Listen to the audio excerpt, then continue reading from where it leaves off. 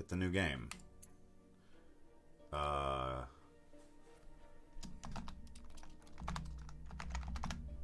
That's who we are.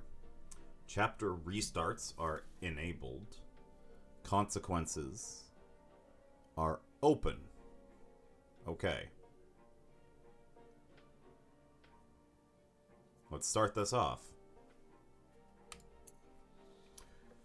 You hold the fate of a single man in your hands. You will follow his life from birth to death. Your choices shall define who Sobrant will grow up to be. You will decide his personality, social status, and what mark he'll leave on history. With every step he takes at your behest, Sobrant's character will change and evolve. Your decisions will close some doors for him, but open many others. The world of Sobrant's birth is a ruthless realm where people are divided into estates. It is hard to be a hero here.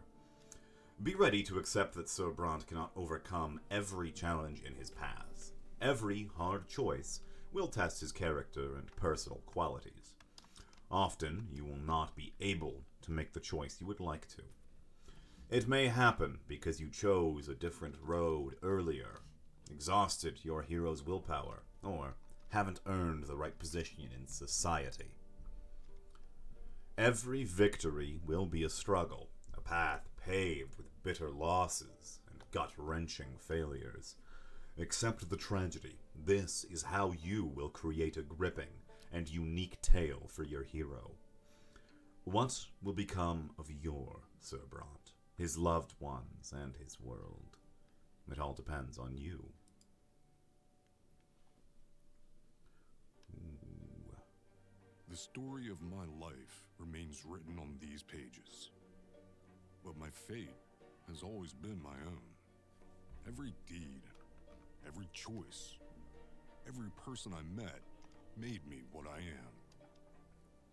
Could I have taken a different path? Could I have found a different calling? Altered the very course of history? And what price would I have to pay?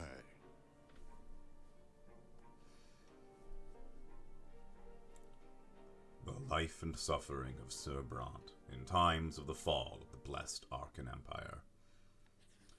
In Chapter 1, at the end of time, your fingers are stained with ink, your breathing grows ragged, your hands are shaking, yet the words begin appearing on the page before you, one by one, clinging together to form a chronicle of your own life. Who are you? How did you reach this end? You were born, raised, and lived your entire life in the blessed Arcanian Empire. In this land, a man's destiny is predetermined at the moment of his birth. Whether human or Arcanian, nobleman, priest, or low-born commoner, all bend to the divine will of the twins gods. And each life is not but a single cog in the universe's immeasurable machine. The memories come flooding back. They engulf you as a merciless wave, binding together days that are thrice dead and gone. The dreams of your childhood, your adolescence, your youth spent in the capital, years of peace teeming with life and war drenched in blood, high ranks and lowly deeds, opulent palaces, secretive city back streets, fields of battle, and faces. So many faces of the people you held dear, the people who walked this road by your side. Such was your life, now all exposed by ink erupting onto the page. With your every step you sought to change the world as you saw fit. The choices of your upbringing, the path you carved in your youth, the fruits of your struggle, the consequence of your sacrifice. All that led you here to the end of your time, and every choice at a price. Now, years and years later, the crossroads of your life echo in your memory, the pain and joy inextricably intermingled. Could you have taken a different path, chosen a different calling, found a different place in the world? You had the power to alter the very course of history. Now, on the verge of death, you struggle with doubt, seeking answers to the last and most crucial question of all. Your life. Of all the paths in life, why did you walk this one? Did you choose your own fate? Or was your life shaped by forces beyond your control? What determines a man's destiny? The man himself? Your life has always been yours to live. You made your own destiny. The world around him. Your path was charted for you by the people, the age, the society you lived. A higher power. Your destiny was forged by a power greater than your own will. Destiny does not exist. Human life is an exercise in chance. It is not governed by any laws. I like that one. The end of time. You stand tall and stare death in the face, unflinching. There was no higher power guiding your life. It was just a wild jig, chaotic tangle of innumerable human wills, actions, and accidents. The only thing that could ever turn this chaos into an orderly narrative is the eternal human drive for storytelling. Your life had no greater meaning. You were neither cursed by fate nor guided by providence. And this is what made you truly free. But, are you right about this? Is it all true? To learn the truth, you will have to return to the very beginning, remembering every step you took along the way. On these pages, the story of a man named Untitled Chapter will live once more. 0. Childhood.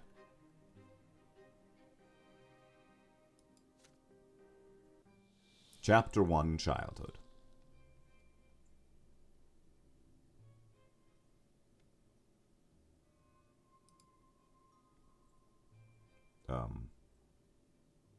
What's gonna happen?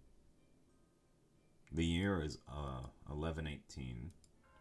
Oh, I had to click a couple times on the page. Chapter 1, Childhood. Childhood, where life begins. First words, first unsteady steps. You're but a small child, learning about the world in which you were born. To you, everything is so new, so baffling, so unforgiving. A long, trying life stretches before you. So many feats and faults, so many fateful choices to come. Yet, you are already sowing the seeds of your future self. You are learning to live and survive in this world, looking for a place within it to call your own, choosing your own future destiny. Who will you grow up to be?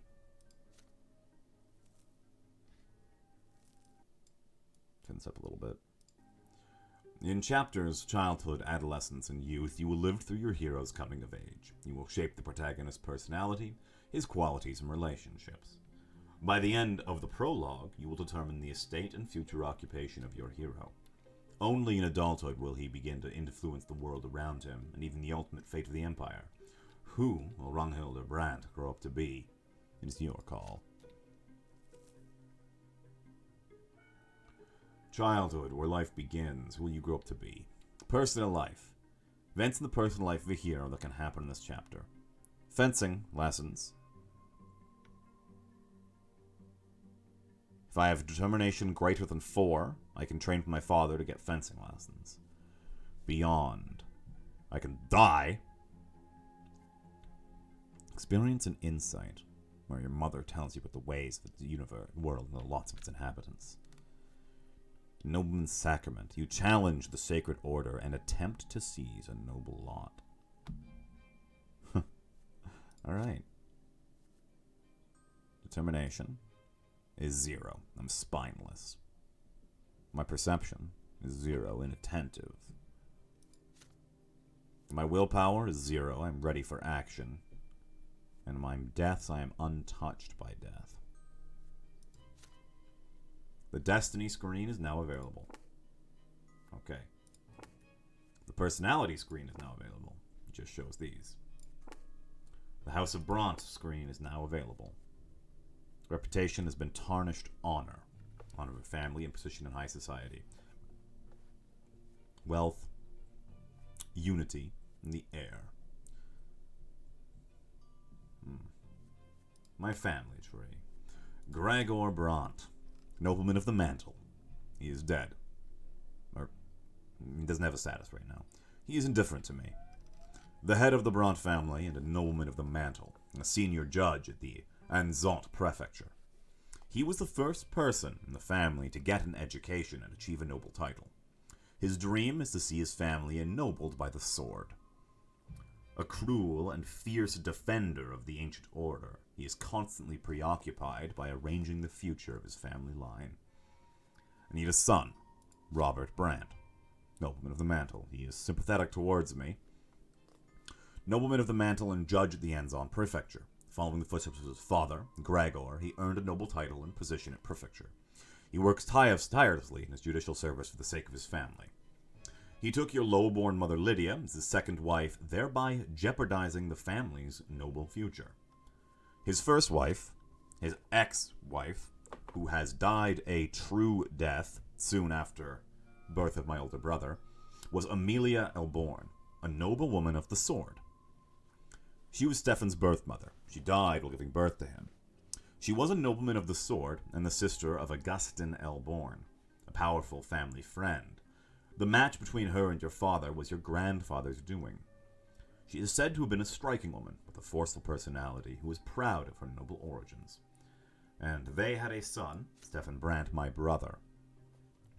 Robert Brandt's son from his first marriage, noble by birth. From a young age, he has been striving to be first in all things and demonstrate his superiority to the family. We've also got Lydia Brandt, my mother, a humble commoner from the outskirts of Anzat. Neither her lordly origins nor the fact that your grandfather directly forbade the marriage stopped your father from taking her into his home. She now manages the household and raises Robert's children. She is devoted to her faith and insists that her children observe the lots. And she had a sister, Gloria, who is my sister, who is an illegitimate daughter of my mother. Her position in the family is precarious. She's never been acknowledged as a sister. She's a dreamer. And then there's me, who is my just personality trait. Okay, good to know. Let's begin Chapter 1.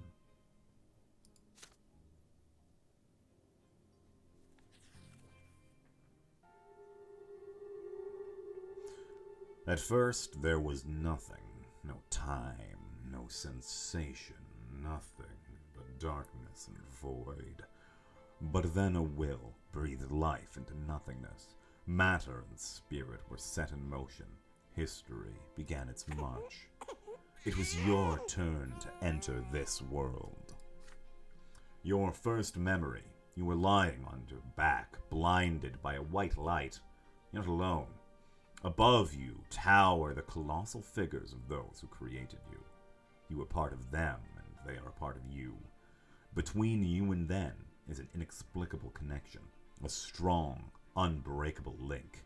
They will always watch over you, guard you, and protect you. It hurts to breathe. You let out the pain in form of desperate scream.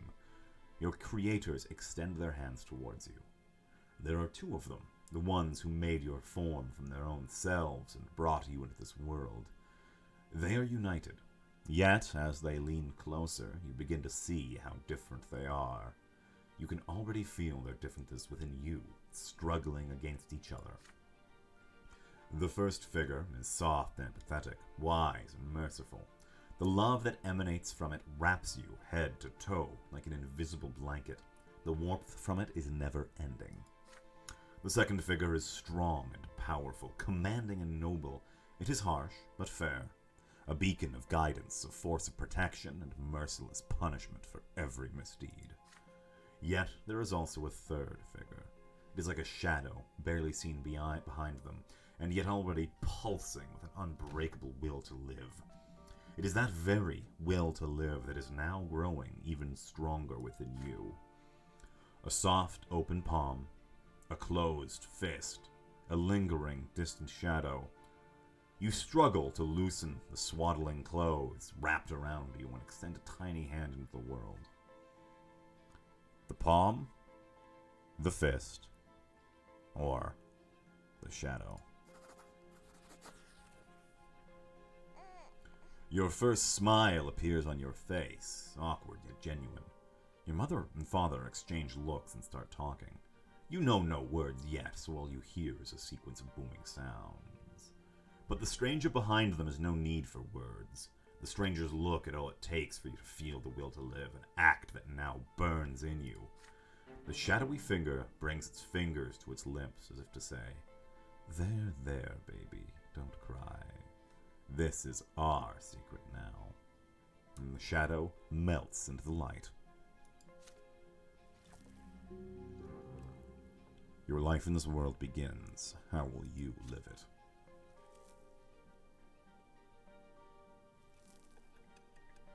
A year later.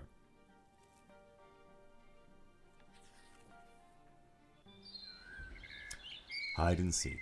As the days go by, you learn to tell your parents apart. You recognize father by his heavy breath and strong, cold hands. He visits you rarely. Hello there, little Ronald Brandt. Mother's tender voice, however, follows you day and night. My, you're growing so quickly, my child. There are 2 more children in the family, named Stefan and Gloria. Gloria sings to you. She often dresses you in tight clothing and gently holds your hands as you learn to take your first steps. Stefan likes to sweep you up and pinch you and toss you into the air. Oh, look, this is your brother and sister. Yeah, you're my little brother. We're going to play together, but I'll always be in charge, because you were born a commoner. Quiet, he doesn't understand yet. Come on, baby Rang. Let's go play in the yard. It's hot outside. You grip your brother's hand with one hand and your sister's with another as they help you walk down the giant stone stairs. Then you sit on the ground and start exploring the sparse blades of grass with your fingers. It tickles. In the sky, far above and away from you, is a gigantic pillar. A perfectly straight stick made of light. It's so bright it hurts to look at. Why are you staring at the shining pillar? It's not going anywhere, you know. Hey, I want to play hide and seek. He's just a little baby. How's he going to play? Then you hide him, and I'll try to find both of you. You have no idea what they're talking about, but you support them with happy cooing. This is strange, but so exciting. Stefan and Gloria glance at each other. Then your brother walks to a big tree, closes his eyes, and starts shouting something. Gloria takes your hand and walks you through the yard. Your sister takes you behind some thick bushes by a tall wall. The light from that light stick on the horizon barely reaches here. You can't see home from this place. The ground is crawling with tiny black bugs. Gloria sits you down on the ground and puts a finger to her mouth for some reason. And then she's gone. You can no longer hear Stefan's voice. Gloria is nowhere to be seen. You feel colder. The bugs are no fun to play with. You've been sitting here for a long time, completely alone. Nobody checks on you. Do they forget about you? Did they abandon you?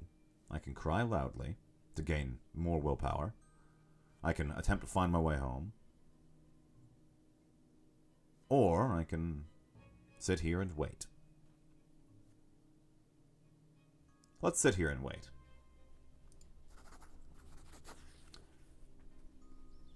The bush is covered with leaves swaying in the wind. You brush through them with your fingers. The twigs and branches are stiff and will not bend. They are different from blades of grass. Down on the ground, you see a group of bugs carrying a little twig. You grab it from them. They are so funny. One of the bugs crawls on your finger and bites it, just enough to sting a little. You hear brisk steps and then leaves, twigs, rustling, parting. Your mother leans over you. You greet her with a happy face and show her the finger with the bug on it. So that's where they took you. Mother picks you up and puts you to her chest and pats you on the head. Your brother and sister stand behind her, clearly feeling guilty. Gloria's in tears. Stefan keeps staring at his feet. You hug Mother tightly. She is here now.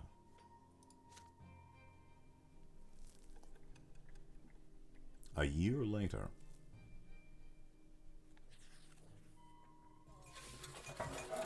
The Great Descent. What a memory. You're still a little child, you can hardly already talk and run around on your own. Today is out of the ordinary. Father is busy around the house giving orders to servants. Throughout the day, the kitchen has been abuzz with work, and there are solemn, gloomy preparations and candles being lit. Even your older brother Stefan is quiet today. Mother takes your hand and brings you to your sister Gloria. My son, today is the day of the Great Descent. We honor the day when the twin gods descended to us. We must spend this day in reverence to the gods. You are too young to understand, so just do everything your sister says for now. Gloria takes you to the playroom. There are no toys there, no chairs. Even the carpet has been taken away. There is nothing there but a bare wooden floor. Today, we're not allowed to go to any other rooms, and we'll be eating nothing but gruel and stale bread. The day of the Great Descent, everyone must be where they belong. It is quiet, unusually so. Muffled voices from beyond the door are all you can hear. You are sitting on the cold floor, confused, with no idea what to do. Then you hear your sister's voice, a lonely sound in the empty room. It is a little song that your mother taught her. You hold your breath as you listen to it. When the twins came down to earth, they brought lots for every birth. Let us count them. 1, 2, 3. The twins made them for you and me. Nobles rule and bravely fight. They protect us with their might. Priests work hard to understand, guide us by the twins' command. Common people work and toil, always patient, never spoiled. Live your lot where you were born, to the day when you pass on. Know your lot and know the prayer, for the twins see everywhere. You are transfixed by the tune. Gloria notices your gaze, and a smile creeps across her face. You like the rhyme, don't you, Runghilda? Do you know what it's all about? Look, there are 3 lots. They were brought to us by the twins when they descended from the shining pillar. Remember that pillar of light on the horizon? That's it. You can see the shining pillar any time from anywhere in the world. If you follow your lot as you live, you'll reach the peak of the pillar. If you don't, you'll get eternal torment at the foot. You and I are lowborn. Mama's a commoner, too, so the lot for you and me is to suffer and be patient and work hard. Understand? The priests and the nobles have other lots. The nobles fight and rule over everybody. The priests, well, I'm not really sure what they do, but I guess they talk to the twins and then teach everybody. Gloria stares at you intently. Did you get it, silly? Then she shakes her head and keeps singing the song over and over again. Her voice transfixes you, drawing you in. The room starts to glow like the sky.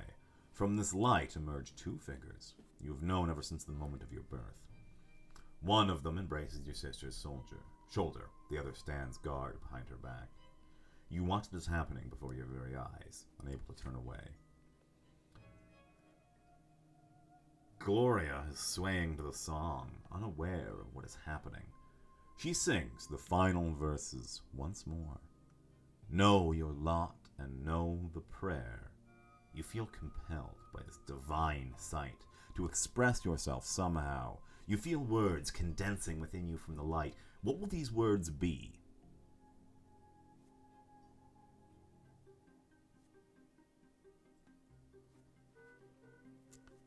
Let's finish the song properly.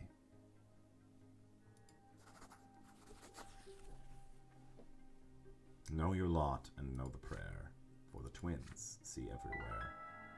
Singing your last line, together with Gloria, your sister looks up at you, surprised, and gives you a nod. The shining pair stand behind her back, turn to look at you. You can feel their gaze piercing you from top to bottom.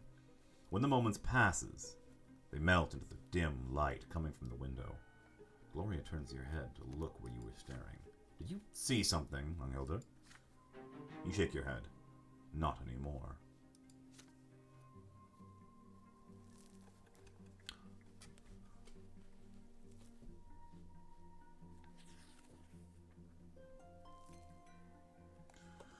Spring, the origin.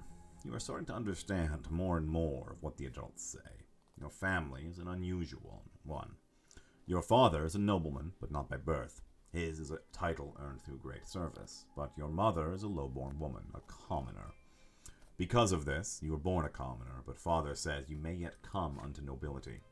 You learn to read at an early age. Together with mother, you read and learn by heart many of the poems of the divine twins, the twin gods who reside upon the shining pillar. Mother calls these poems prayers. Again and again you discern the shapes of the gods in the strip of holy light that shines in the sky all day and night, but the light is too blinding to gaze upon. The greatest joy of all is when the stairs are no longer an insurmountable obstacle. Now you can climb and even jump from step to step. Father urges you to be more careful and avoid climbing too high, but even though you keep falling, you will never stop being curious about the world around you. Your brother Stefan now spends less and less time playing with Gloria and you. Playing with commoners is beneath a nobleman to be, he says. So, Gloria calls him names and Stefan pulls her pigtails. One fine evening, Father gathers you all in the sitting room with an announcement. You will have another little brother or sister soon. Gloria asks him to bring home a little sister. Another brother would be too much. Stefan gets frustrated. There are too many little siblings getting in his way as it is. Soon, you will be an older brother too. And it doesn't really matter who the youngest will be, a boy or a girl. You will love them the most.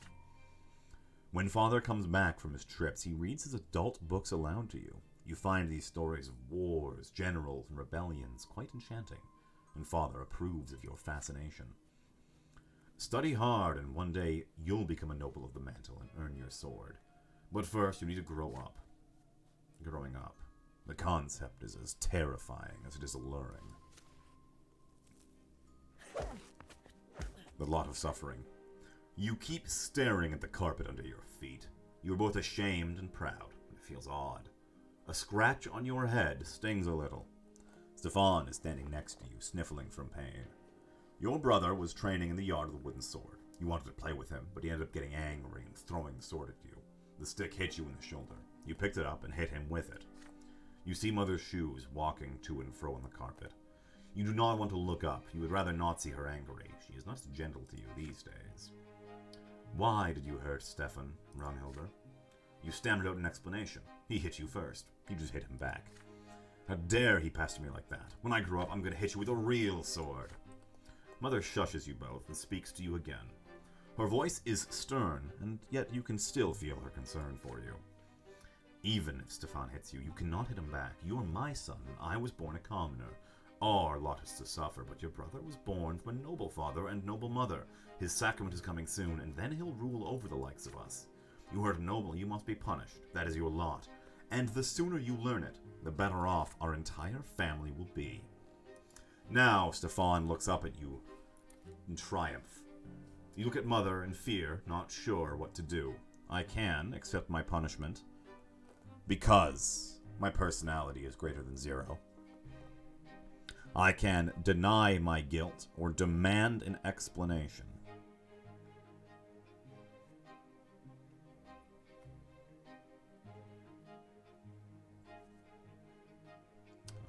I want to keep knowing things. Why? Why are things like this? You start asking questions. Why were you born a commoner if your father's a noble? Do you have your father's name? Why can't you have his lot? And why can't you choose a lot for yourself if you don't like the one you have? Mother is stunned by all the questions you're peppering her with. Don't you dare ask me about that, Runhilder. I'll violate my lot if I start explaining it all to you. I'm a commoner, not a priest. You are flogged in front of your entire family. The pain burns on your skin again and again. Tears keep rolling down your cheeks. It feels like the punishment will never end. It hurts to walk when you finally let go. You slowly climb the stairs and walk to your room. You see a book on your bed titled The Teachings of Isaiatus, Volume 2. Your tears have dried now. You begin to read, slowly making your way through difficult words. Every death of the body bringeth the soul ever closer to the twin's judgment, and when the body dieth a true death, the soul soareth the joining pillar. The twin gods do judge every soul, and their judgment is stern and unforgiving. He who follows life from birth shall melt in bliss atop the peak of the shining pillar. The words confuse and elude you, instilling fear and awe. You will read this mysterious book again as soon as you grow up. Mother mostly stays in her chambers now. With each passing day, she grows heavier and her features get rounder. It's difficult for you to her to walk, but she still smiles all the time. One day, she takes her hands and puts them on her big belly, and you feel a movement deep inside her. You will have another brother or sister soon. Gloria takes you on walks to the yard now. You explore the yard together under the evening light of the pillar, and she sings you songs and tells you amazing stories. Hey, Arnilder, you want to hear a bit of rhyme? I wrote it myself. There's even a bit about you, but don't tell anyone, okay? Writing poems and songs is only for nobles. Mommy hears about it, I'll get flogged. Remember how you got flogged for hitting Stefan? Our judge is my second father. In the past I had another. Mother says the twins are great. Says we should not fight our fate. Brother loves to jump around. Please don't fall down on the ground. See, I wrote a little rhyme. Please don't tell them that it's mine. But today, your sister is nowhere to be seen. She promised to take you to the old pond and show you the red frogs that live there, but then she vanished. The servants join you in her search. Even Mother leaves her chambers when she hears the commotion. Finally, you find Gloria in the far corner of the garden. She's holding a quill and sheets of paper covered in poetry. Mother becomes angry the moment she sees it. She looks at the poetry and her face grows dark with rage. Gloria is standing before her, wringing her hands and looking for an opportunity to run, but there seems to be no escape. What is this nonsense, Gloria? We talked about this. You were told to take care of your little brother. You are absolutely not allowed to entertain yourself with this writing. I can decide that for myself, Mom. No, you cannot. It has already been decided by the gods. And he's not a little brother anymore. He doesn't need a nanny. And I need some time alone to think for myself. I'm not hurting anyone. You are a commoner and a future wife. It's time you learn how to properly care for children. Had your disgraceful former father kept me in his house, you could have been born a noble. But that is not our fate. And you are absolutely forbidden from ever spoiling paper and wasting ink again. Stefan needs to spit fire and learn how to manipulate people in these trying times. I mean, fair enough. Mother grabs Gloria firmly by the hand and takes you both into the house.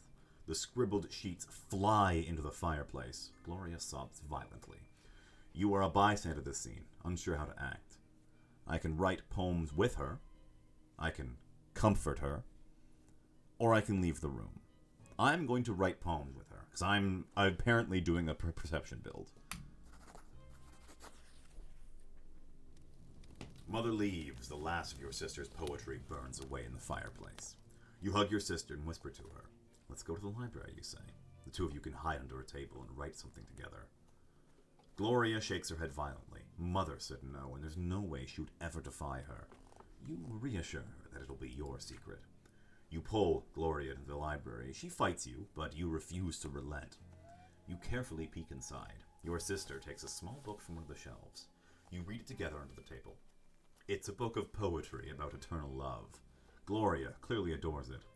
You decide to write a poem of your own. She recites a line in a static voice, and you repeat it after her and offer a rhyme of your own. She nods happily. You do this until the day ends. You have written a poem of your own and learned it by heart, but not a single line of it has been committed to paper, which means that you stayed true to your mother's rule.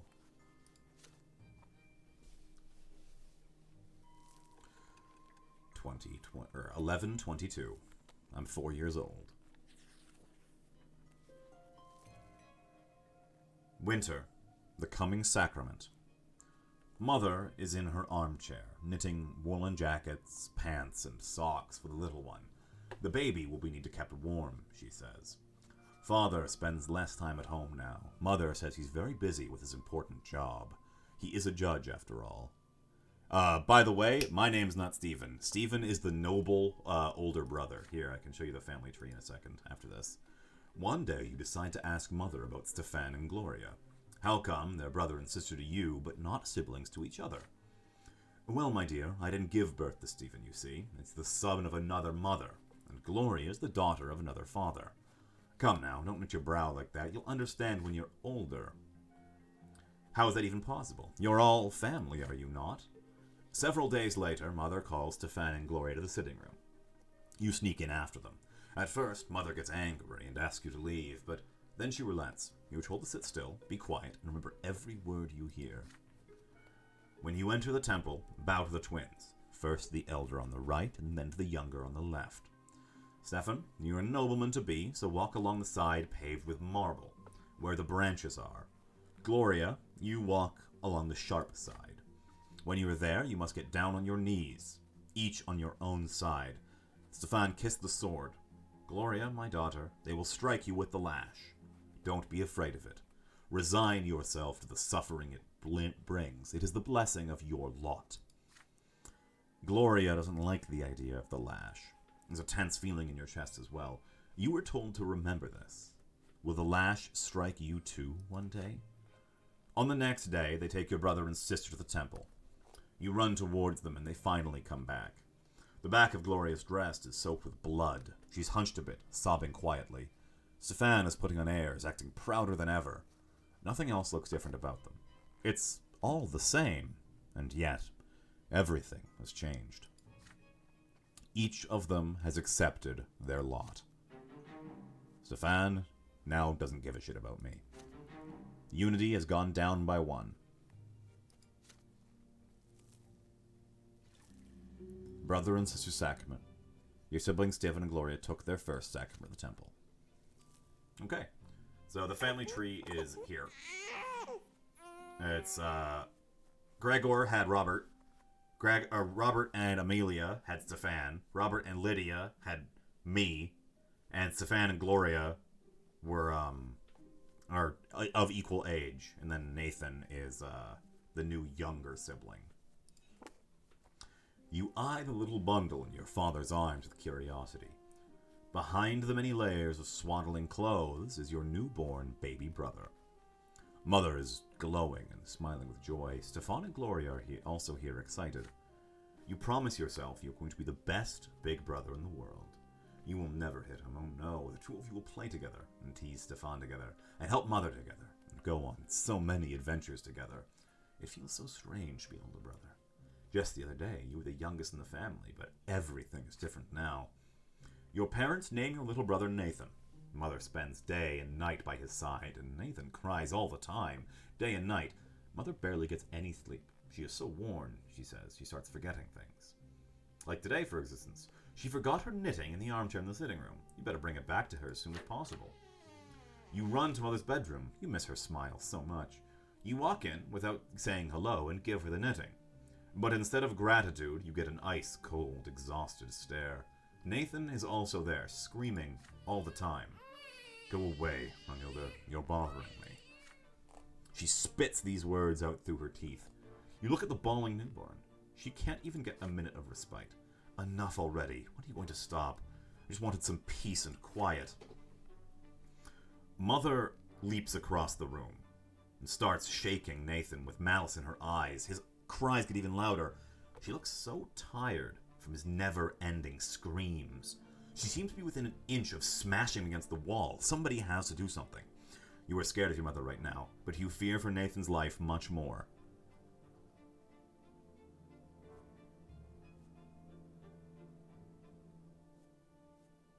If I lose 5 willpower to do this, but I get a relation with my brother. Or I can try to build up my current stats. I'm going to build up my current stats. I think I need some determination. Mother keeps shaking Nathan violently, and you cannot stay away any longer. He's no longer bawling. He is shrieking. Leave me alone.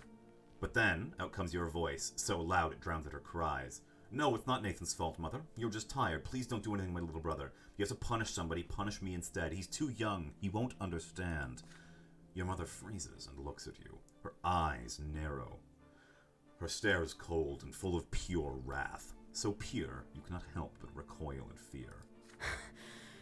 Are you trying to teach me how to take care of a child? Are you giving me lessons on calming a newborn baby? You're insolent, insipid, nagging know-it-all. It's time you learned your place. She puts Nathan on the bedsheets, then moves towards you. You step back, but a closed door blocks your way.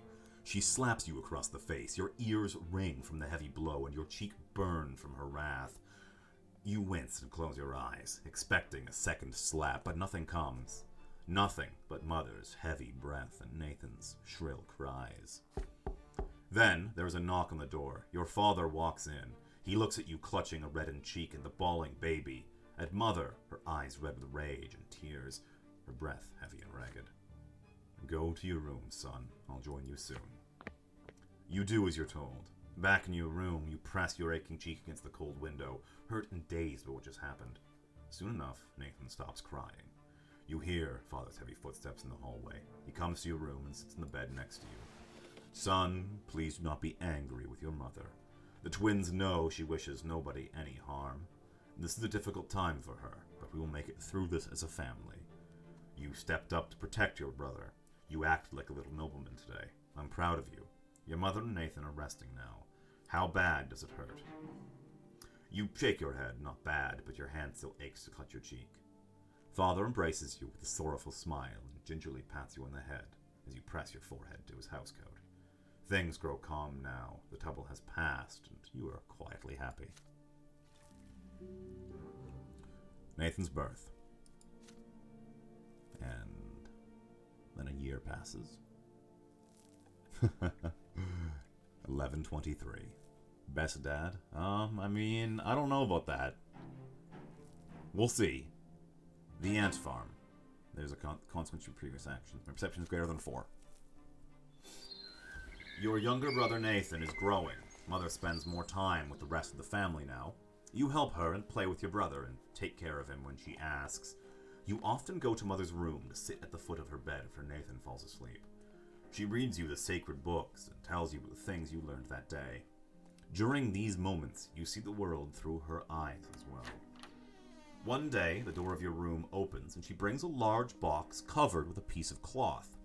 It's rare for you to see her so overjoyed. She sets the box on the floor and removes the cloth.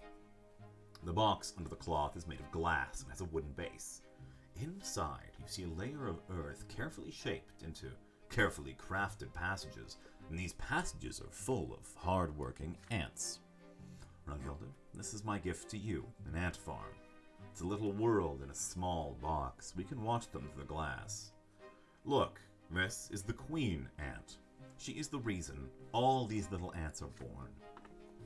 You sit by the box together. You hold your breath as you watch the ant colony at work. There turns out to be a method to the ants' chaotic movements. Every single one of them has a task to perform. Some of them have larger mandibles. They are the protectors of the colony. They can draw blood from your finger. Others work all around the colony, repairing the walls and clearing any debris from the passages. There are also workers who collect food you put in a special tray, leaves, bits of meat, maggots, and bring it to the rest of the colony. You take a worker ant and put it right next to the food. However, the insect has no interest in it and starts circling on the tray aimlessly. Mother takes the stray ant and puts it back where it belongs.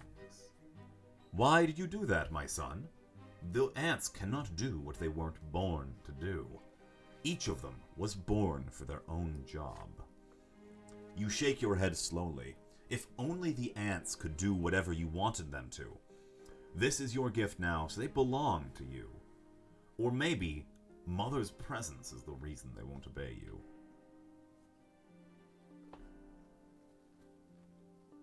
I lose family unity, but I gain perception. Or I gain some willpower. Honestly, no fault to Mother, but I'm interested in my destiny, in my personal future. I need to know about how the world works. You move away from Mother and pull the glass box toward yourself. She looks at you in surprise, but she gave it to you. It'll be easier to learn about the ants on your own. Mother sighs and stands back up. Very well, I understand. You want to find your own answers. You've grown up so quickly, my son. The door creaks quietly as it closes. You are left to your own devices. You spend a long time watching the ants at work.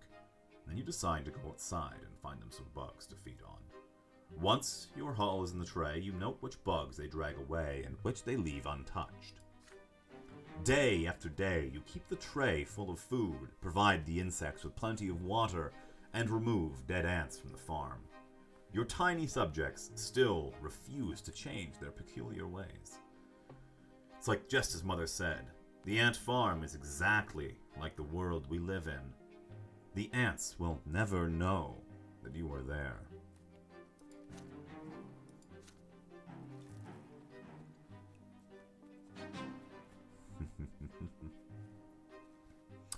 Alright. That's our first achievement, baby. Some water. But you know what? Instead of water, I bought some wine to celebrate playing a very medieval style day. I bought some Portuguese red wine and I decided to drink some of that.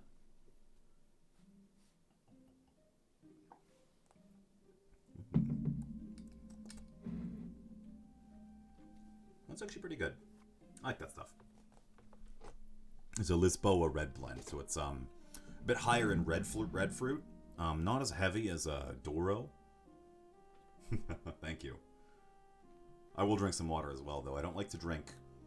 When I drink alcohol, I like to drink a lot of water while I do it. It just keeps me a bit more together. Toy soldiers. You wake up to Father's touch on your shoulder. He is finally back home after a long trip. Brunhilde, today's your special day. The day when you begin your studies. Now, teachers will be coming to our home to teach you. You must do everything they say. Be diligent in your studies, and you will grow closer to the nobleman's lot. And since you must remember this day, a present is in order. Lydia, get her little schoolboy dressed. I'm taking him to the market district. Stefan wants to come with you, but Father shushes him sternly. This is your day. More water as well? Alright. I'll drink some more wine just for you, Mr. Skeletons.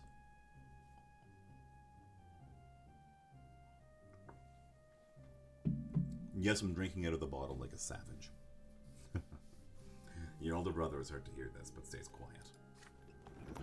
An open carriage takes the two of you through the dusty, noisy city streets.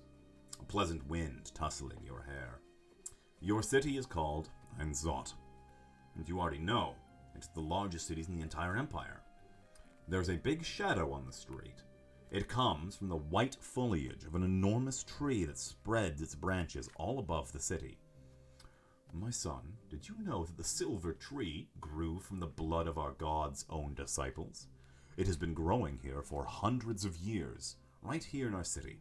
It cannot be damaged or burned. Not even the clergy know why. The carriage comes to halt by a small shop next to a city square.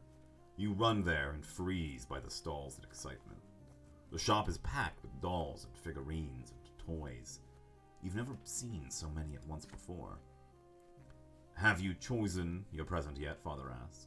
You have. You want the Holy Order set, which includes several figurines of the Empire's greatest warriors of all time. You rattle off everything you know about the Holy Order. They were the ones who aided the Emperor's own forces in seizing the province of Magra and storming our city. That's how we joined the Empire. Father nods in approval. Very well, war isn't your lot for now, but maybe these toy soldiers will teach you to think like a general. We will lead them to battle and study your military strategy. Go ahead, take your present. Having this, Father turns away to examine the books. You run to the box of toy soldiers, delirious with excitement. But there is a fancy-dressed boy on your way. He has a boat to take the warriors for himself. He elbows you aside and reaches for the box. Anger overcomes you, and you push him from behind. Your opponent falls to the floor. The rich boy screams so loudly everyone in the shop hears it. He hit me! He hit me! A tall tower of a man looms over you. This is the boy's father. But then, you feel your own father's hands on your shoulders. What happened? You press against Father, your mind more at ease now. He'll protect you. Yes, you shoved the boy to the floor in front of everyone, but he tried to take your present for himself. Father turns you around to face him when he hears these words. Is this true, Brunhilde? Did you strike the son of a nobleman? Deny the guilt? I gain 10 willpower. Tell him the truth, I gain determination. Or, I admit my guilt. I lose some willpower. but might gain relations to the father. I think I need stats. Listen. I love my parents, but I need stats. It isn't fair to blame you without letting you speak too. You didn't want to shove the stupid boy. He was the one who shoved you first. But the angry nobleman, the boy's father, will not let you finish. Nobody cares what whit for your so-called truth. Little lowborn, the law is the law, and your punishment is due. Your father nods in agreement to these words, no matter how sad they may make him. They lead you to the nobleman's son out in the shop. You are told to bow to him and show humility. A bad feeling sends a shiver down your spine. With a satisfied grin on his face, the boy swings his arm and slaps you on the cheek. He strikes you again and again. Enough. You got what you deserved. We're leaving. Get out of our way. Your head is swimming from the heavy blows. You return to your senses in your bed, with servants treating your face. Father stays by your side all day. The morning after, you find a little box on your bed with the tin soldiers of the holy orders inside. You paid dearly for your stubbornness.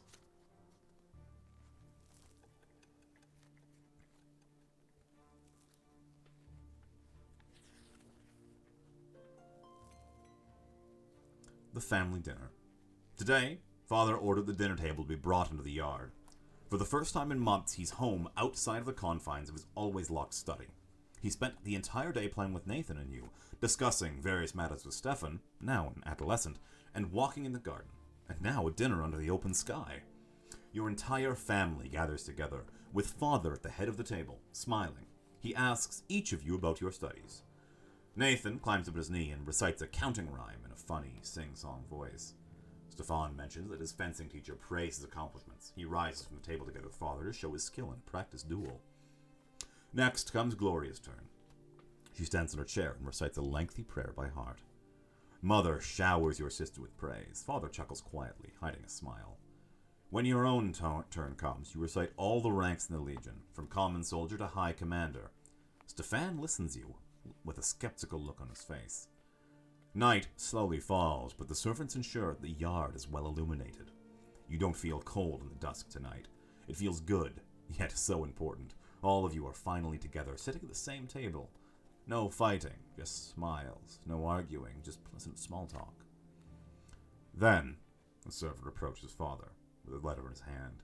He reads it in the dim light, and each line gradually washes the smile off Father's face, till only a stone-cold mask remains.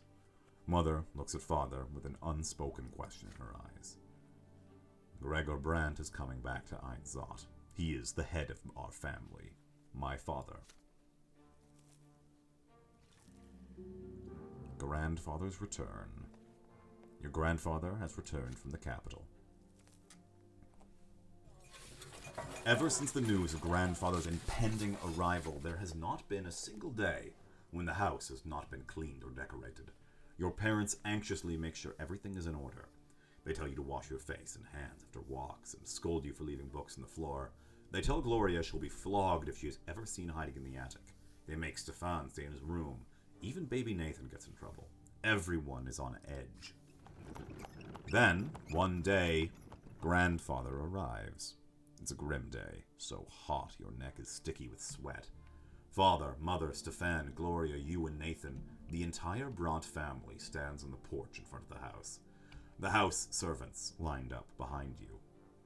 The carriage arrives, and out steps a tall, gaunt, old man with a heavy walking stick and a heavier gaze. You cringe instinctively. Good health to you, Father. Children, greet your grandfather as you've been taught. Still trying to look like a real nobleman, are you? You can't fool me, Robert. I was the first the Brandt family to be ennobled by the mantle, and I am the only one who remembers how to bear this burden properly.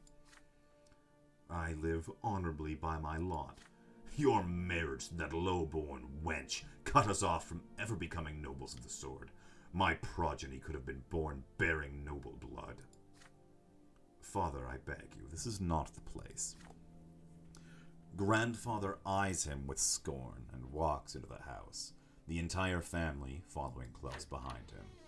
I've been away far too long. The entire house is a mess. This is an insult. How can you live in such a pigsty, Robert? The servants have grown far too lazy, all thanks to your commoner of a wife. I warned you, did I not? And yet you did as you saw fit. And the children, what do they know of tradition or honor? They are being raised in a virtuous family, Father. And now you're speaking like a lowborn who's content to live in humility. Twins willing. Now that I'm here, this will not happen again. I am taking your oldest son to the capital. I see you cannot provide Stefan with proper education, so I will correct your mistake. Your brother's fate has been decided just like that. Father does not object. He orders the servants to prepare Stefan for the journey. Stefan freezes in place, glancing at grandfather and father again and again. The later puts a hand on his shoulder reassuringly. Grandfather's lips are a tight line, white with contempt. The house is examined, room after room. Everything grandfather sees is showered with scorn. He scoffs at a crease on a blanket in Nathan's crib in Mother's bedroom. He mocks Gloria knitting in a room. The door to your room is next. What's this, Robert? Tin soldiers in your young son's room? He was born a commoner. I won't have him daydreaming of battle. Grandfather seizes the box containing the tin. Warriors of the Holy Order. Your father stays silent. Anger and fear boil within you. This is your big present from the first day of your studies. It means so much to you. But what if he's right? What if you need to prove your right to command the toy soldiers? First, grandfather takes his head in disapproval and shoves the toys box in the roaring fireplace. If you wait too long, they will melt in the flames. I can watch them. I can begin to cry. Or I can strike at father and die. I'm gonna... Yeah, I need at least 4 determination. I'm gonna keep jacking up my perception and some free willpower. I'm not gonna say no to that. I don't want to die for a stat point. The wood crackles, the tin melts, and a pleasant smell of burning paint fills the room. Father grimly orders the servants to douse the fire and clean the mess that was your birthday present just a few moments ago. You watch the servants at work with a strange fascination, experiencing an odd sense of freedom. It all seems bright now. It's time for you to grow up. Grandfather leaves to examine the other rooms of the house.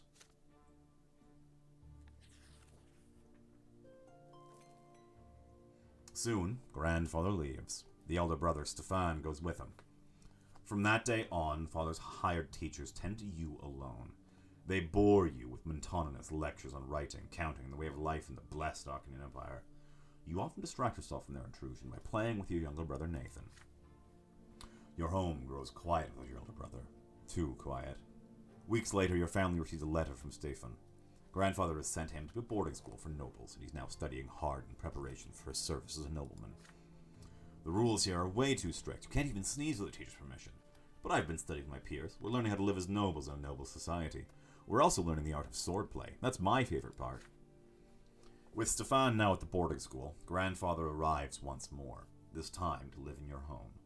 The only good thing is that he often has urgent business in Eterna, the capital of the Empire, and has to travel there.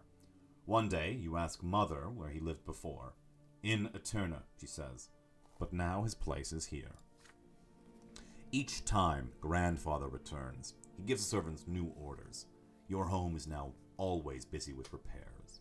The servants are redecorating grandfather's chambers, including his library and sitting room. Sometimes his father tries to gently talk him out of this. Why subject the house to constant reconstruction? Grandfather's answer is always the same. This home is mine, and I will live here as befits a man of the nobility. An illustrious guest. Some days, grandfather stays home, and on those days you try your best to stay out of his sight. But there is no way you can avoid a family breakfast. The food is there, but you cannot bring yourself to eat it. Mother's eyes, red and swollen. She's been crying all night again. Grandfather sits at the head of the table, where nobody used to sit before. Robert, it's high time your youngest sons underwent their sacraments. Sir Brant, please let them live free the lot a little while longer. They are but... Shut your mouth! Robert, That wife of yours is impertinent enough to interrupt me. If this ever happens again, she'll be eating her gruel with the servants in the kitchen where she belongs. It's time you considered a real marriage, Robert. One to a woman of proper station. Gloria drops her fork. Grandfather shoots her a scathing look. A tear rolls down Mother's cheek. Father does not look away from the plate, his hands clenched into fists. Baroness El-Ludar is one such woman. She's a comely widow and a fine match. She is suing for inheritance right now and could use proper support and a husband. You can keep your lowborn Lydia around if you like, servant, mistress, I don't care. I will not do that, Father. I am the head of this family, and the family's standing took a severe blow after you married that commoner. It's unthinkable. How could you give up the memory of beautiful Amelia O'Bourne for this lowly woman and that bastard child of hers? But now you have a chance to set things right. Don't disappoint me. Father nods curtly, trying to look in Mother's direction. Father, I wish to see Stefan. If I find you conducting the Baroness's presence satisfactory enough, then you may see him. She's coming for a visit tomorrow. Be prepared. Grandfather wipes his mouth with his napkin and throws it onto his plate, and leaves Mother's lips, moves silently. Nobody says a word. Then, Father stands up and orders you and the other children back to your rooms. He needs to speak to Mother in private. Father comes to your room before bedtime. He sits on the edge of the bed and adjusts a crease in the wooden blanket. Woolen blanket. He distances himself from you after Stefan's departure, so you're not used to such attention from him. In the candlelight, you can see his face in the dark. There's a sour expression on it. My son, Baroness Emma Eldor, will be visiting us tomorrow. Please be polite and treat her with respect. Nathan will do as you do. I want this dinner to be as immaculate as possible. Don't let me down. On the next day, Mother starts dressing you and Nathan for the coming dinner. You see red all around her eyes. She's been crying for a long time. It hurts us to look at her. Nathan starts whining quietly. You and Nathan are dressed in new doublets, your tousled hair brushed into shape. Gloria is told to stay in her room.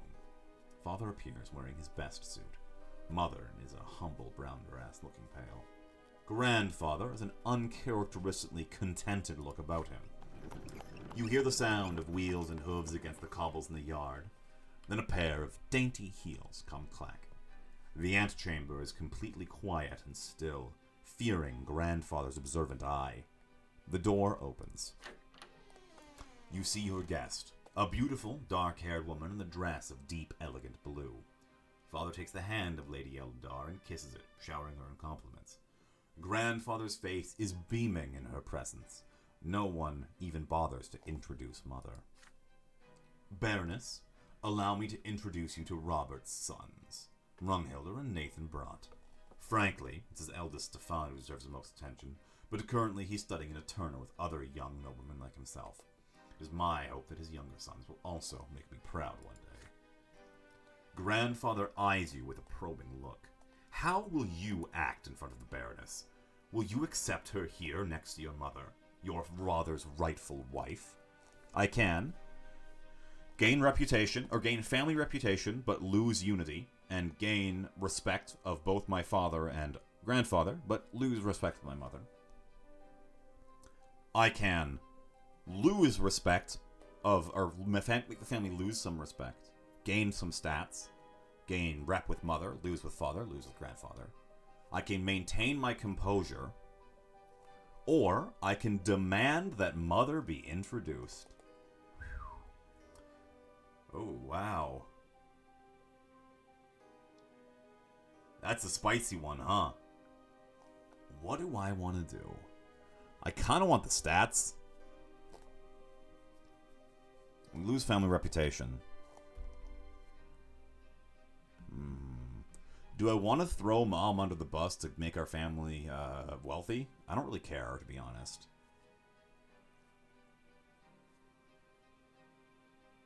Kind of want the stats. I mean, I know that this one I unlocked by having good stats already, but I kind of want the stats. Listen, I'm a number-driven creature. I want the number to go up.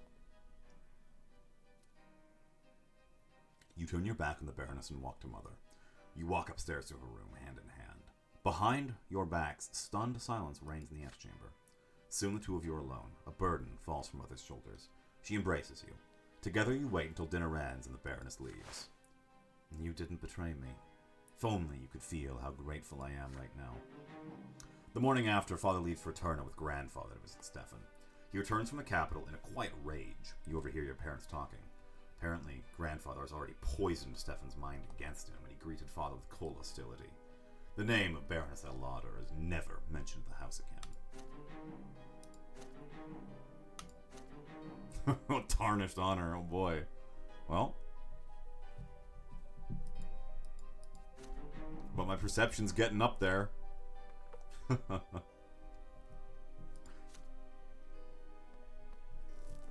That's what's important. Stats are the most important thing.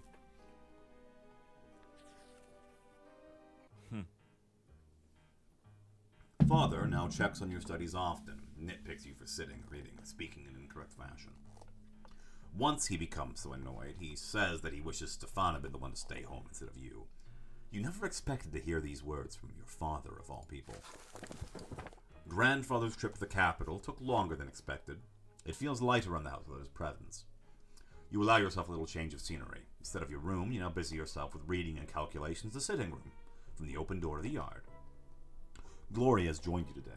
She's already helping you progress in the several complex passages in the books. Right now, she seems preoccupied with a strange tube. Aren't you hurt by the way Grandfather treats you? You ask. Gloria just shrugs. Grandfather always says they should get rid of me. I'm used to it now. He hurts you a lot worse because you're closer to him. I just have to stay out of his way. That's it. She shows you the strange tube she's been holding all day. So this is the life and suffering of Sir Bront. That's me. I'm 7 years old. From the House of Bront, with a family full of people in Bront. And it is a Western-styled visual novel.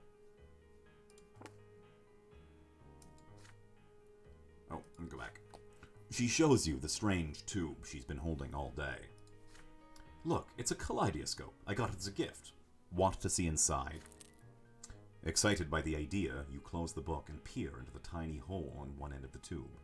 Your eye sees a multitude of intricate patterns. Each turn of the tube reveals a new web of interwoven colors. They mesmerize you. The kaleidoscope turns the fire burning in the fireplace into a cavalry made of flames. You're riding at the front of fiery horsemen, ready to face the enemy. Grandfather's face emerges from the intersecting lines, and you swing the kaleidoscope like a sword, cutting it in half. Now you look at the blue sky through the window. The patterns are unending, secretive and calm and peaceful, just like Father's smile before Grandfather's invasion. The deep blue gives way to a scattering of gold, radiating gentle warmth, like Mother's arms. This fleeting beauty too soon gives way to a hypnotic new pattern. Again and again you see your family in these interconnecting figures as they come together and break apart. And in the middle of this golden glow, you see Gloria's green eyes gazing at you observantly. Your sister left you long ago. Your books are abandoned and time slips away unchecked, but you are still busy peering into the kaleidoscope. Order emerges from the chaos before your eyes again and again, but you cannot preserve it no matter how you try. You are caught in an inner conflict. There's so much that could be done with this kaleidoscope. Should you take it apart, or ask Gloria how it works, or keep enjoying the patterns it shows you? But you still have lessons to do today. I can take it apart, I can keep looking through it, or I can return to my studies. Let's spend some willpower. I don't want to take the toy apart. As much as I'd love to gain a point in perception right now, I don't think it would be good to break my sister's toy. I don't want to keep looking because I don't really need willpower right now.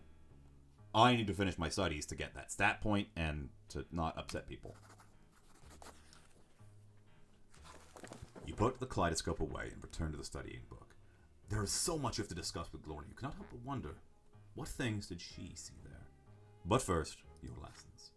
When Father walks in, he sees you hard at work over the book. He chuckles in approval, and then spots the kaleidoscope on the table next to you. He puts the toy to his eye, then freezes still for a moment. It takes an effort to put it back down. Then he praises you for being diligent and leaves. When today's section of the book is finished, you take the toy upstairs to Sis's room and tell her what you saw in it. Gloria smiles, knowing what you felt. I once saw a ballroom full of dancers. I watched it for an entire hour. My hands even got sore. You spend a long time with your sister discussing the kaleidoscopic figures. You feel a strong connection to her. The toy has brought you closer, made you interconnected, just like the lines and figures in its colorful eye.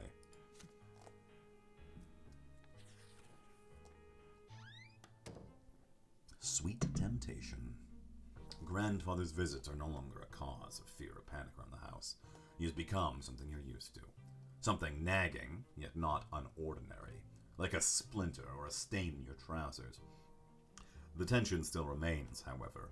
Sir Gregor's disdain for everyone in the house is so palpable, it almost stings for real. Your lessons with the tutor are done for today. You're walking to the stairs when you spot Gloria peeping into the sitting room through a slightly open door. You sneak up on your sister. Tap her lightly on the shoulder. She is startled. Oh, it's you, Lungilder. Look, Sir Gregor's eating something.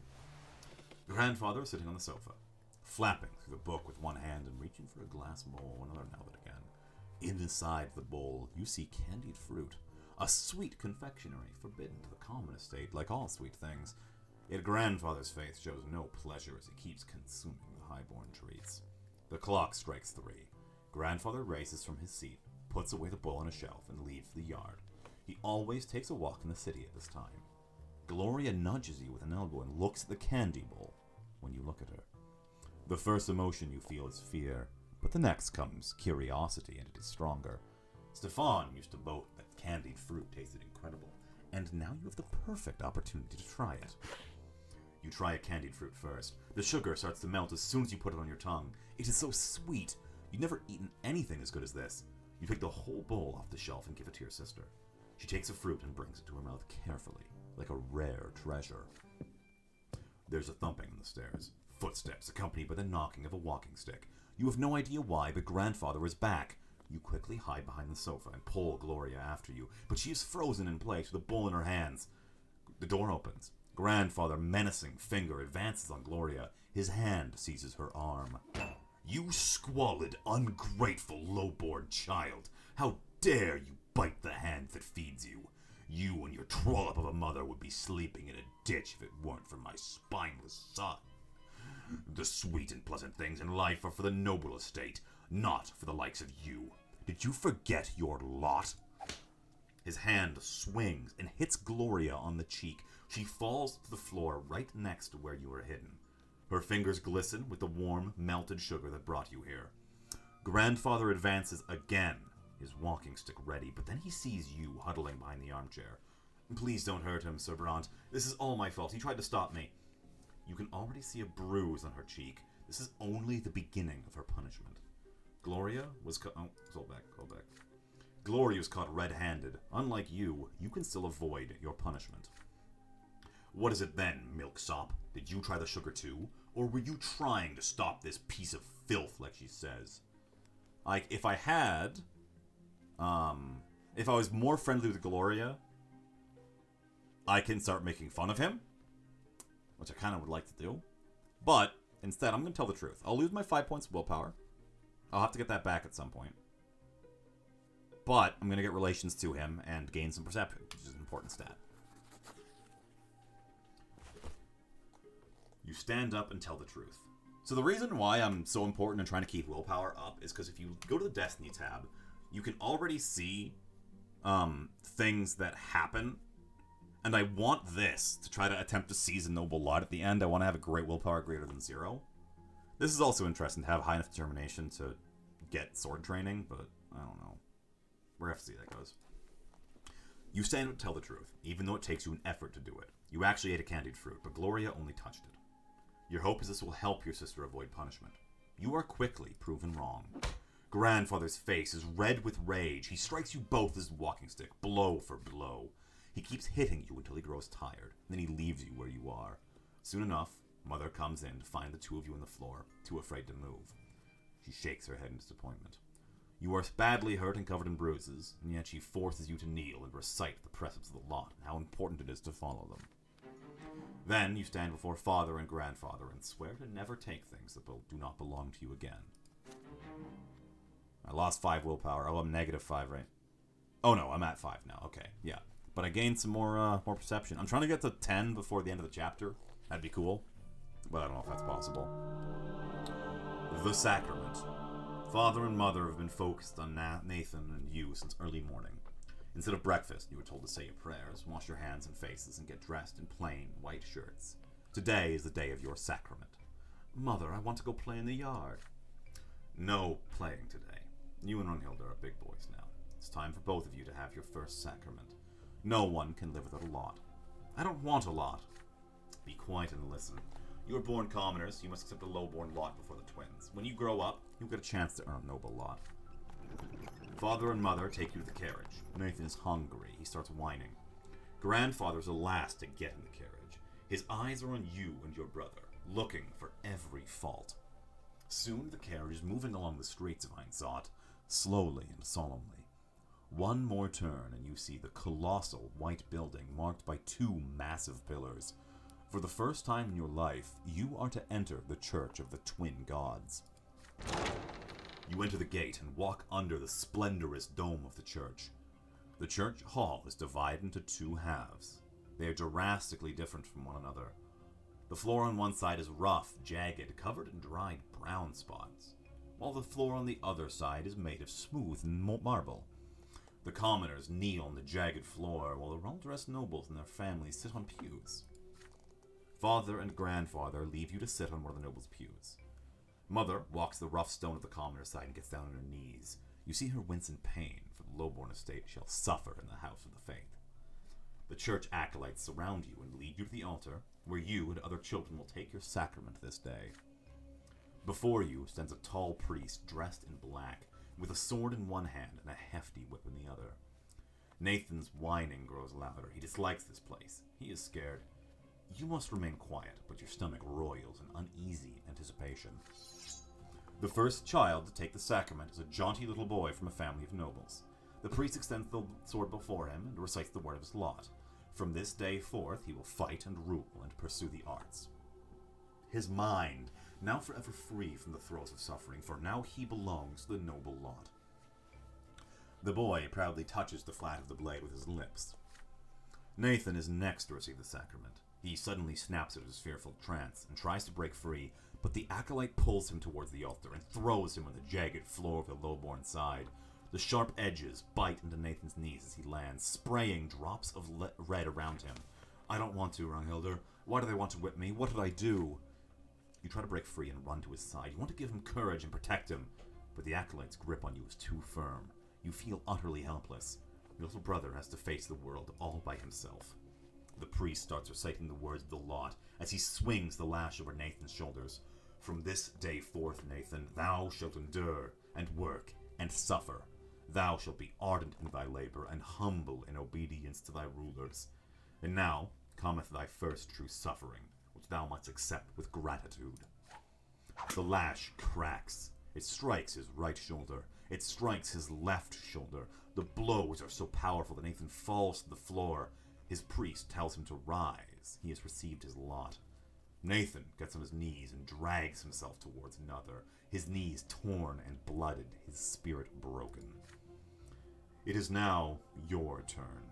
Your feet will not move. You can barely muster enough strength to walk to the altar.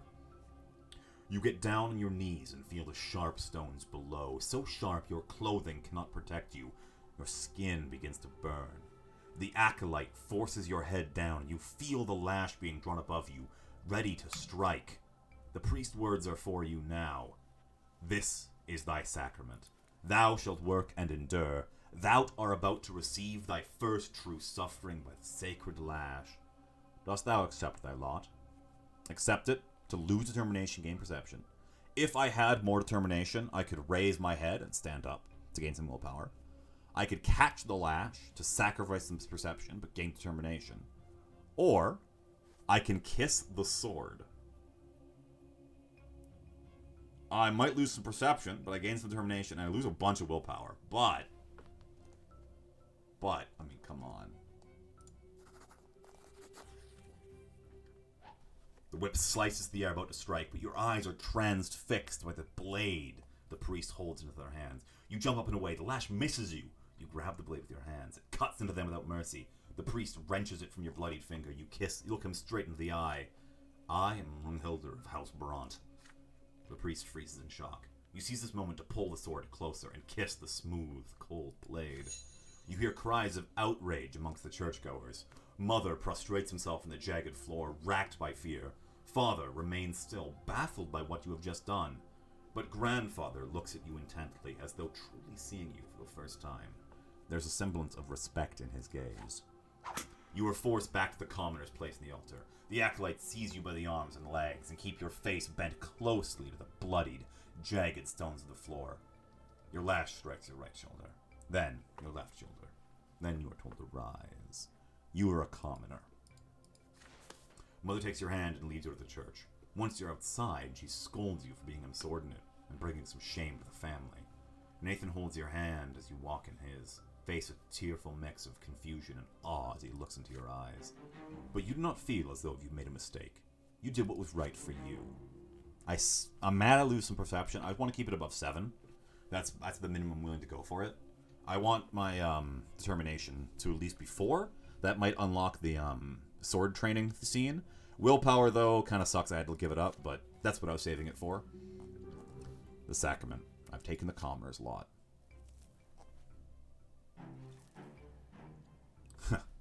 I've kissed the sword, baby. I tried to seize the lot for myself. The mark left on you by the sacrament takes a long, long time to heal. Mother says it's a reminder of your lot, suffering and sufferance, pain and patience. Gloria shows you the mark of the lash on her shoulder one day. It will never disappear. You're a commoner now, that's the lot you were born into. But Father keeps telling you to study hard so you may yet earn a different lot and become a noble of the mantle. You recall the past with warm sadness, when Stefan still lived with you, or when he wrote to you for a time shortly after he left. Now he thinks it beneath him to write to the commoners in his family. Mother didn't lock herself in her bedroom as often back then, and this changed shortly before Nathan was born. But most importantly, you missed the time before the terrifying figure of your grandfather was constantly looming over you. You learned the true power of the lot only after the head of the family's arrival. In grandfather's eyes, no commoner deserves to be treated with kindness. Is it just him? Is this the way of the entire world? The very thought makes you queasy. You are older now, and what's more, you are an elder brother now. You've learned how to care about someone else, to teach and protect. Soon, you'll both be a small boy no longer. The days pass, play gradually gives way to laborious study. Now, your choices will decide your place in the bizarre and ruthless world of adulthood. Your childhood years are over. Okay, so I missed out on the sword training, but I got the insight, and I got the sacrament. I've got 4 and 7, which is a minimum for both thresholds for those things. I hope that's good, and I didn't screw myself over by not trying to wrap the 9. Oh, well, thank you for the host, Mr. Skeletons. My willpower kind of sucks, but I'm not dead. I will continue.